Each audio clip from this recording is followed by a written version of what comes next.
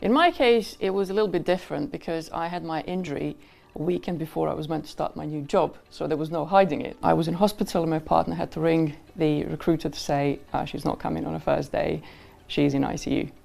Well, as soon as I was able to think clearly, as soon as all the cannulas and all the medical equipment was out, I knew I wanted to go back to work. So my then manager and I kept in constant touch, and he was kind enough to visit me in hospital.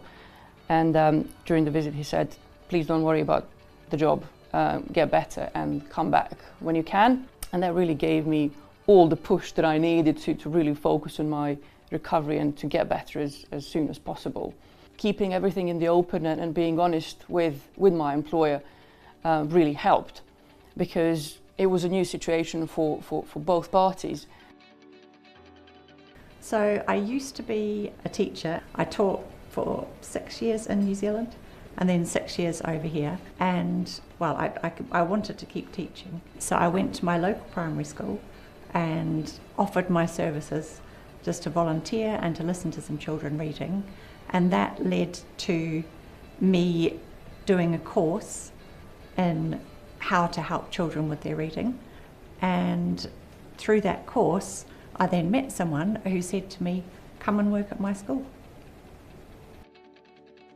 I remember waking up after my operation, and that was sort of the first question on my mind, was whether I could still be a doctor, because it was such a huge part of my identity.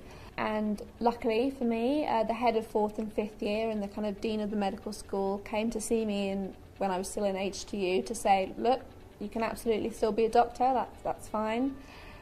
Which was obviously like incredibly encouraging, but it was also difficult for me to still believe it to a certain extent, because these are two able-bodied people telling me that of course I can still be a doctor in a wheelchair, when I'd never seen that in hospitals or the media or anywhere. So it was only actually when I kind of came across some doctors that use wheelchairs on social media or in the news, that's when I started actually believing that I could do this job.